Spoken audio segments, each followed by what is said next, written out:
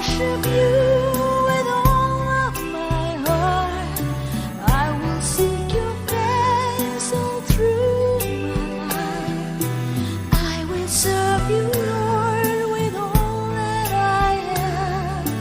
Here I am.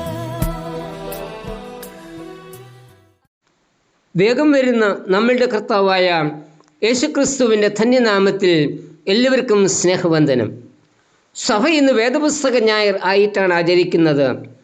ഇന്ന് ചിന്തയ്ക്കായി നൽകിയിരിക്കുന്നത് word of God inspire to inspire, പ്രചോദിപ്പിക്കുവാനായി പ്രചോദിപ്പിക്കപ്പെട്ട ദൈവവചനം എന്നതാണ്. സകല സൃഷ്ടികർമ്മങ്ങളുടെയും അടിസ്ഥാനം ദൈവത്തിൻ്റെ വചനമായിരുന്നു. ഉണ്ടാകട്ടെ എന്ന ദൈവവചനത്താൽ, അതായത് ദൈവത്തിൻ്റെ കൽപ്പനയാൽ സകലവും ഉണ്ടായി. സങ്കീർത്തനം 33:6 യഹോവയുടെ വചനത്താൽ ആകാശവും അവൻ്റെ വായിലെ ശ്വാസത്താൽ അതിൽ സകല സൈന്യവും ഉണ്ടായി എന്ന് വായിക്കുന്നു. ആദിയിൽ വചനമുണ്ടായിരുന്നു, വചനം ദൈവത്തോടു കൂടിയായിരുന്നു, വചനം ദൈവമായിരുന്നു എന്നും വചനം ജഡമായി കൃപയും സത്യവും നിറഞ്ഞവനായി നമ്മുടെ ഇടയിൽ പാർത്തു എന്നും യോഹന്നാൻ 1:14 വാക്യങ്ങളിൽ വായിക്കുന്നു.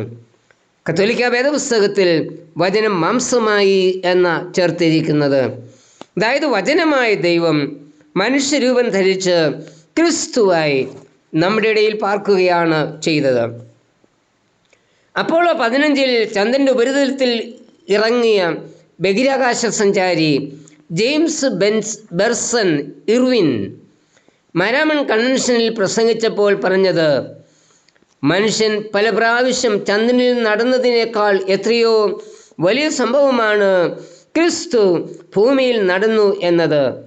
ജീവിതങ്ങളെ രൂപാന്തരപ്പെടുത്തുന്ന ക്രിസ്തു ഭൂമിയിലെ മനുഷ്യനെ തേടിയെത്തിയ ആദ്യത്തെ ബഹിരാകാശ യാത്രികനായിരുന്നു. എത്രയോ ഗോളങ്ങളുണ്ട്, എന്നാൽ മനുഷ്യനുള്ള ഭൂമിയിലേക്ക് ദൈവം മനുഷ്യനെ തേടി വന്നു.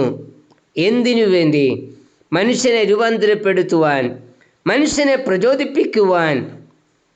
2000-ൽ പരം വർഷങ്ങൾക്ക് മുൻപ് യെരുശലേമിലൂടെ നടന്നതുപോലെ അവൻ ഇന്നും നമ്മോടൊപ്പം നടന്ന് നമ്മെ പ്രചോദിപ്പിക്കുകയും പുതിയ ജീവിതത്തിലേക്ക് രൂപാന്തരപ്പെടുത്തുകയും ചെയ്യുന്നു.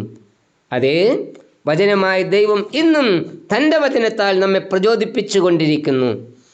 ഭീതി പൂണ്ട് നിരാശനായി ഒരു ചൂരച്ചെടിയുടെ തണലിൽ മരണത്തെ സ്വപ്നം കണ്ട്, മതി കർത്താവേ, എൻ്റെ പ്രാണനെ എടുത്തുകൊള്ളണമേ, ഞാനെൻ്റെ പിതാക്കന്മാരെക്കാൾ നല്ലവനല്ലല്ലോ എന്ന് പ്രാർത്ഥിച്ച് കിടന്ന് ഉറങ്ങുന്ന ഏലിയാവിനെ കുറിച്ച് 1 രാജാക്കന്മാർ 19:1 വാക്യങ്ങളിൽ വായിക്കുന്നുണ്ട്. ഈസബേലിൻ്റെ വെല്ലുവിളിയും ഭീഷണിയും ഏലിയാവിനെ ഭയപ്പെടുത്തി. നാളെ ഈ നേരത്ത് ഞാൻ നിന്റെ ജീവനെ നീ കൊന്നവരിൽ ഒരുത്തൻ്റെ ജീവനെ പോലെ ആക്കും എന്ന ഭീഷണിയുടെ മുൻപിൽ പ്രവാചകൻ തിരിച്ചൊന്നും പ്രതികരിക്കുന്നില്ല. ജീവനുള്ള ദൈവത്തിൻ്റെ നാവായി, ഇനി ഞാൻ പറഞ്ഞിട്ടല്ലാതെ ഭൂമിയിൽ മഴ പെയ്യുകയില്ല എന്ന് പറഞ്ഞ് ധൈര്യത്തോടെ രാജാവിൻ്റെ മുൻപിൽ നിന്നിരുന്ന ഏലിയാവിൻ്റെ ധൈര്യവും ശക്തിയും ഈസബേൽ എന്ന സ്ത്രീയുടെ ഭീഷണിക്ക് മുൻപിൽ ചോർന്നുപോയി. ഈ സമയത്താണ് ദൈവത്തിൻ്റെ വചനമായി ദൂതൻ ചുട്ട അടയും ഒരു തുരുത്തി വെള്ളവുമായി വരുന്നത്. ദൂതൻ വരുന്നതിന് മുൻപുള്ള പ്രവാചകൻ്റെ അവസ്ഥ വളരെ ദയനീയമായിരുന്നു. തളർന്നുപോയ പ്രവാചകൻ, മരണം ആഗ്രഹിക്കുന്ന പ്രവാചകൻ, വിശപ്പും ദാഹവും കൊണ്ട് ഉറങ്ങിപ്പോയ പ്രവാചകൻ, നാളെയെക്കുറിച്ചുള്ള ചിന്തയിൽ പകച്ചുപോയ പ്രവാചകൻ. എന്നാൽ രാജാവിൻ്റെ അടുക്കൽ നിയോഗം നൽകി അയച്ച ദൈവം തൻ്റെ ദൂതനിൽ കൂടി തൻ്റെ പദ്ധതിയെ വീണ്ടും അറിയിച്ച് പ്രവാചകനെ പ്രചോദിപ്പിക്കുന്നു. ഒരു മനുഷ്യന് സംഭവിക്കാവുന്ന തളർച്ചയും പതർച്ചയുമാണ് നാം ഏലിയാവിൽ കാണുന്നത്. ഒരു വിധത്തിൽ ഏലിയാവിൻ്റെ ഈ അവസ്ഥയെ നിസ്സംഗതയെന്നോ നിരാശയെന്നോ ഒക്കെ നമുക്ക് വ്യാഖ്യാനിക്കാം. എന്നാൽ ദൈവം തിരഞ്ഞെടുത്തവൻ തളർന്നു പോകുവാൻ ദൈവം അനുവദിച്ചില്ല. ദൈവം വചനമായി ഏലിയാവിൻ്റെ അടുക്കൽ എത്തി, ഏലിയാവിനെ തട്ടി ഉണർത്തി, ശരീരത്തിന് തളർച്ച മാറുവാൻ അപ്പവും വെള്ളവും നൽകി, പുതിയ ശക്തി പകർന്ന് തന്നെക്കുറിച്ചുള്ള ദൈവ ഉദ്ദേശം പൂർത്തീകരിക്കുവാനായി പ്രചോദിപ്പിക്കുന്നു. ദൈവം ഏലിയാവിനോട് ചോദിക്കുന്നത്, ഏലിയാവേ, നിനക്കിവിടെ എന്ത് കാര്യം? 1 രാജാക്കന്മാർ 19:13.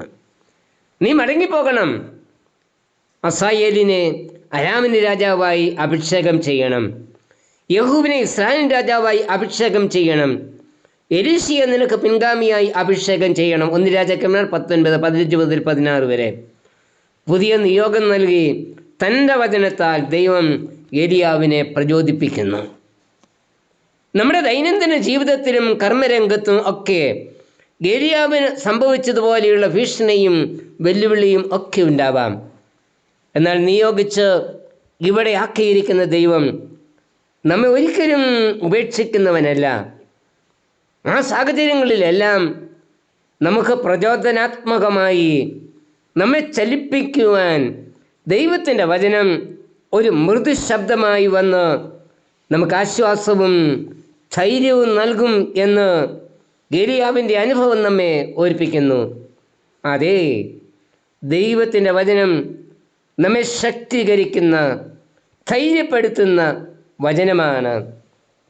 കർത്താവേ, നിന്റെ വചനത്താൽ പ്രചോദിപ്പിക്കപ്പെട്ട് ധൈര്യത്തോടെ നിന്നെ സാക്ഷിയാകുവാൻ എന്നെയും സഹായിക്കണമേ. ആമേൻ.